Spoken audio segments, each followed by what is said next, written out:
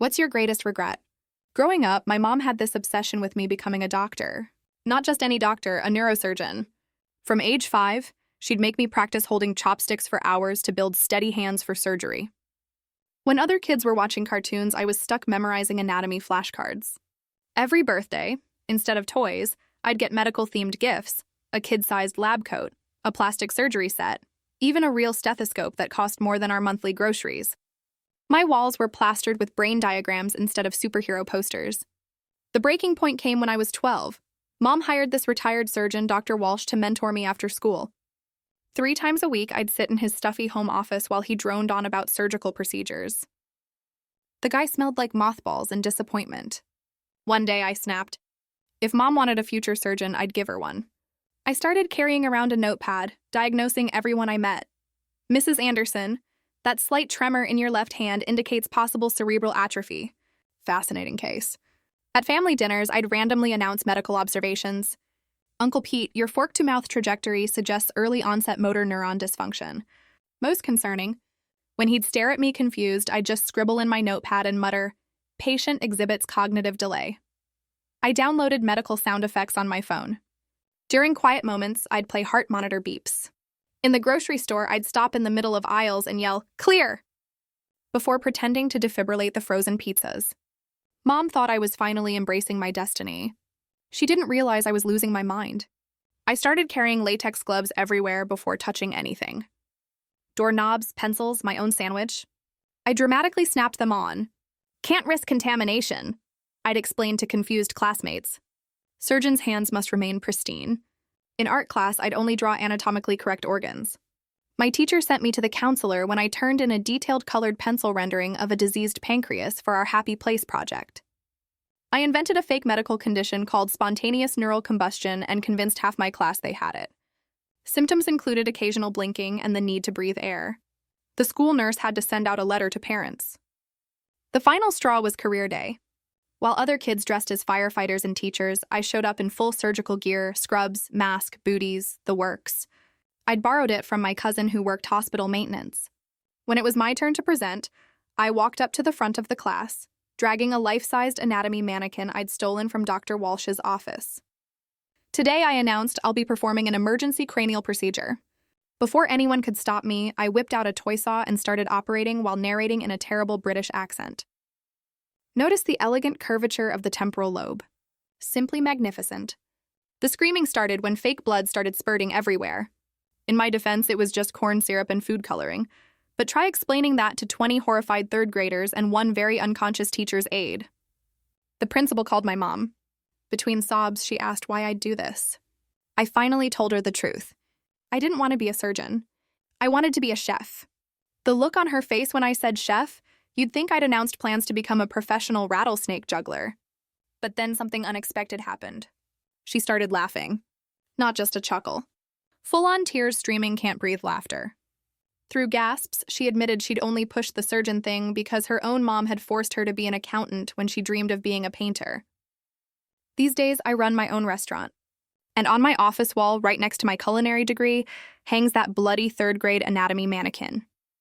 Mom commissioned a local artist to paint it. But my greatest regret, Dr. Walsh still hasn't forgiven me for stealing his $2,000 medical mannequin. He sends me monthly bills. I keep sending him restaurant gift cards. Growing up, my mom was obsessed with me becoming a neurosurgeon. From age 5, she made me practice holding chopsticks for hours to build steady hands. While other kids watched cartoons, I memorized anatomy flashcards. Every birthday, I got medical-themed gifts, kid-sized lab coats, plastic surgery sets, and even a real stethoscope that cost more than groceries. My walls had brain diagrams instead of superheroes. When I was 12, Mom hired Dr. Walsh, a retired surgeon, to mentor me. 3 times a week, I sat in his stuffy office while he lectured on surgeries. He smelled like mothballs and disappointment. One day, I snapped. If Mom wanted a surgeon, I'd give her one, but my way. I carried a notepad diagnosing everyone. Mrs. Anderson, your hand tremor shows cerebral atrophy. At dinners, I announced medical notes. Uncle Pete, your fork-to-mouth suggests motor neuron issues. When people looked confused, I'd mumble, patient exhibits cognitive delay. I downloaded heart monitor sounds and defibrillated frozen pizzas in stores. Mom thought I was embracing her dream, unaware I was losing mine. I wore latex gloves everywhere, snapping them on before touching doors, pencils, or my lunch. Can't risk contamination, I'd say proudly. In art class, I drew diseased organs. The teacher sent me to the counselor over a colored pencil diseased pancreas. I invented spontaneous neural combustion and convinced classmates they had it. The nurse sent home warnings. Career day was my last act. I wore full scrubs and dragged a life-sized anatomy mannequin I'd stolen. I performed a cranial procedure with a toy saw and fake blood, narrating in a terrible British accent. Screams followed. The principal called Mom, who cried, asking why. I told her the truth. I didn't want to be a surgeon. I wanted to be a chef, she laughed hard. She admitted she pushed me because her own mother forced her into accounting, though she dreamed of painting. Today, I run a restaurant. The bloody mannequin hangs proudly beside my culinary degree. Dr. Walsh hasn't forgiven me yet. He still bills me monthly. I send him gift cards. Story: on the day of my wife's sister's wedding, my wife's parents and her sister completely ignored me. I said, "Congratulations," but she wouldn't even look at me. When I found out the reason, I quietly left the ceremony. An hour later, their calls started pouring in one after another. I turned off my phone and smiled silently. Chapter 1. The wedding day. Silence. The church bells rang brightly and the hall buzzed with laughter, but for me it was strangely quiet. I stood at the entrance of my wife's sister's wedding, bouquet in hand, ready to greet her family. It should have been a joyous day. Family gathering, celebration, unity. So I smiled politely, approached her parents, and said warmly, "Congratulations." But her father barely nodded. Her mother didn't even meet my eyes. When I reached my wife's sister dressed in white, I repeated softly, "Congratulations." She turned her face away as though I wasn't even there. Not a word, not a glance. I felt dozens of eyes on me, the whispers circling, but no one explained. No one offered me a seat, a smile, or even a scrap of acknowledgement. And that's when I realized this wasn't forgetfulness. It was deliberate. Something was going on, something they hadn't expected me to discover. Chapter 2. The reason they ignored me. I slipped out of the banquet hall, the laughter echoing behind me like a cruel reminder. My chest felt heavy. Not with sadness, but with the weight of being treated like I didn't exist. On my way to the lobby, I passed two of her cousins whispering. They didn't notice me standing just behind the column. Her father said not to acknowledge him at all. He's not real family. Yeah, apparently the groom's side didn't want any association with him. They think he's beneath them. Their giggles cut sharper than any slap. Then my phone buzzed. A single notification from an old colleague I hadn't spoken to in years. "Hey, I just saw something weird. Why is your wife's family spreading rumors about you at the wedding?" Attached was a photo taken at one of the pre-wedding gatherings. My name had been left off the family seating chart, crossed out in thick black ink. They hadn't simply forgotten me. They had erased me. I stood there staring at that photo, listening to the faint sound of music and clinking glasses from the hall. And then, without a word, I straightened my jacket, walked past the lobby doors, and left the ceremony altogether. As I stepped into the quiet night, I didn't feel weak. I felt calm because I knew something they didn't. When people choose to publicly disgrace you, they forget that disgrace has a way of echoing back. By the time I reached my car, my phone was already buzzing. One missed call, then another, then 5, then 10. I turned it off, and for the first time that day, I smiled because whatever they had planned for me was about to backfire in ways they couldn't imagine. Chapter 3. The calls that changed everything.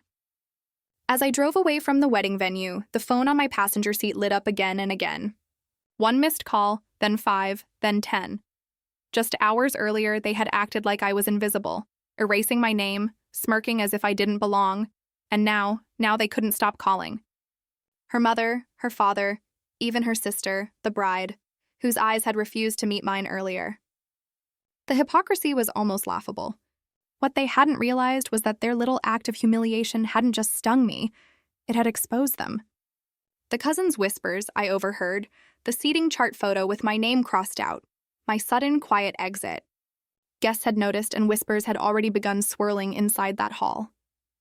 Guests asking why did he leave? Why wasn't he treated as family? Their perfect facade was cracking and they needed me back to patch it up. I parked the car at a quiet overlook, switched the phone off entirely, and let the night wrap around me.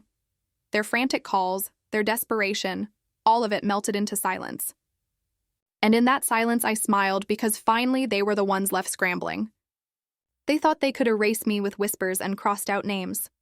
But by erasing me, they had erased their own mask. And soon the whole world would see it. Chapter 4. The fallout at the reception. Back at the wedding hall, while I was sitting in peaceful silence with my phone turned off, chaos was unfolding. At first, it was whispers. Didn't he just leave? Why wasn't he sitting at the family table? Why was his name missing on the seating chart? In a room filled with wealthy in-laws, old friends and business associates, appearances meant everything, and now their perfect wedding was beginning to look like a scandal. Her father, red-faced and sweating, tried to laugh it off when people asked where I was. Oh, he had an urgent call. He'll be back. But when an hour passed and I didn't return, his excuse fell flat. Her mother, desperate, started making calls right there in the hallway, her voice sharp with urgency. But of course my phone was off, the guests noticed. They always noticed. The bride herself, the one who had turned away from me coldly earlier, was furious. Where is he? People are asking questions. He's embarrassing us. But the truth was, I wasn't embarrassing them. They had embarrassed themselves by choosing to publicly erase me. And now they were choking on the consequences. As they tried to patch the holes in their story, they only made things worse.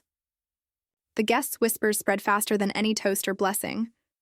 And while their perfect evening spiraled into rumors and side-eyes, I sat in the quiet of my car, smiling, because I knew this was only the beginning of their regret. Chapter 5.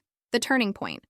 The more I ignored their calls, the more their carefully constructed facade unraveled. Whispers had now turned into murmurs as loud enough to be heard across the reception hall. Some guests even pulled out their phones, scrolling through social media, piecing together stories they'd heard before about how my wife's family treated me. One relative muttered, not so quietly, "If they can humiliate their own son-in-law like that, imagine how they treat outsiders." That single remark spread like wildfire among the tables. The groom's parents, who valued reputation above all else, caught on quickly. They weren't fools. They could see the tension, the missing face, the frantic whispers, and they didn't like what they saw. Her father tried to laugh it off again, stammering excuses, but the groom's father leaned in sharply and said, "We expected dignity tonight. Instead, we get disgrace. What kind of family humiliates their own?" The bride's smile cracked as she overheard him. The bride, now cornered by her own guests, turned on her parents in fury. "You told me it wouldn't matter. You told me nobody would notice." But everyone had noticed. And worse, they were talking. As their perfect evening fell apart, I sat miles away, watching the city lights through my windshield. My phone was still buzzing on the seat beside me, call after call flashing across the screen. But I didn't pick up because my silence was louder than anything I could have said in that hall. They thought ignoring me would erase me. Instead, it erased their dignity. And by the end of that night, they weren't laughing at me anymore. They were begging for me. Chapter 6, The Begging. By the time the cake was cut and the music softened, their facade had completely collapsed. Even with my phone turned off, I could see the notifications stacking up. When I checked it briefly, 15 missed calls from her father, 12 from her mother, 7 from the bride herself, dozens of desperate texts. "Please come back. People are asking questions. You don't understand. It looks bad without you here. If you love this family at all, answer us." The irony was bitter and sweet all at once. Just hours earlier, I wasn't family enough to sit at their table. Now they wanted me back, not for me, but to save face. Guests cornered them with questions they couldn't answer. Why was he ignored? Why wasn't his name on the list? Why would he leave during the ceremony? Each question twisted the knife deeper. The more they scrambled, the more obvious it became. Their attempt to erase me had erased their dignity instead. Finally, her father made a scene, standing up and loudly declaring that I had family obligations that forced me away, but nobody believed him. The groom's side looked disgusted. The bride herself burst into tears, hissing at her parents for ruining everything. And still their calls kept coming. I didn't return. I didn't answer. I didn't explain myself because nothing I could have said would punish them more than their own desperation unraveling in front of the very people whose respect they craved most. That night they wanted me invisible. An afterthought, a nobody. But in the end, it was their own panic, their own begging that made sure everyone noticed me, and I wasn't even there. Chapter 7. The day after the wedding ended without me, but its aftermath had only just begun. By the next morning, their perfect day was the talk of the town, not for its beauty, but for its scandal. Guests whispered in group chats, neighbors gossiped over breakfast, and relatives replayed the moment I left. The groom's parents were livid. They'd invested in an image of prestige and respectability, only to discover their new in-laws had humiliated their own family member in front of everyone. "If that's how they treat their own, how will they treat us?" one of them reportedly said. The marriage started under a cloud of distrust, and everyone knew it. My phone once again switched on, filled instantly with new messages. This time they weren't angry, they were pleading. "We didn't mean it that way. You know how things get at weddings. Please don't ruin this for your wife's sister." But they were already ruined, not by me, but by their own choices. Their cruel erasure of me had left a mark that no apology could erase. I didn't reply. I didn't lash out. I didn't seek vengeance in words because I had already won. By saying nothing, by refusing to come back, I had forced them to destroy themselves in front of the very people whose opinion they valued most. They had thought silence would erase me, but in the end, my silence was the loudest thing in the room. Epilogue. The long shadow. The story didn't end with unanswered calls or whispered gossip. Their decision to erase me at the wedding set into motion consequences that rippled for years. The groom's family never forgot what they saw. What should have been a happy beginning became a strained union filled with suspicion and judgment. The bride, once so proud, so eager to ignore me, was constantly reminded of the scandal that tainted her wedding. Every argument with her husband circled back to that night. "Your family humiliated him. How can I trust you to respect mine?" The perfect image her parents wanted cracked, and it never healed. In their social circle, dignity mattered as much as money, and the whispers never stopped. People remembered how they treated me, how quickly they panicked, and how desperately they begged afterward. Their arrogance had made them look petty, and their desperate calls made them look weak. No amount of charity dinners or polite smiles could erase that memory. They had exposed their true selves, and society never let them forget it. For my wife, the fallout was unbearable. She saw her parents beg me, saw her sister's marriage weighed down by resentment, saw their friends mock them quietly at every gathering. And every time she looked at me, she saw the man they tried to erase, the man who walked away calmly, letting their own actions destroy them. She never apologized, but she never mocked me again. Silence replaced arrogance. Respect replaced ridicule. And me? I never needed to explain myself. My silence had spoken louder than any confrontation.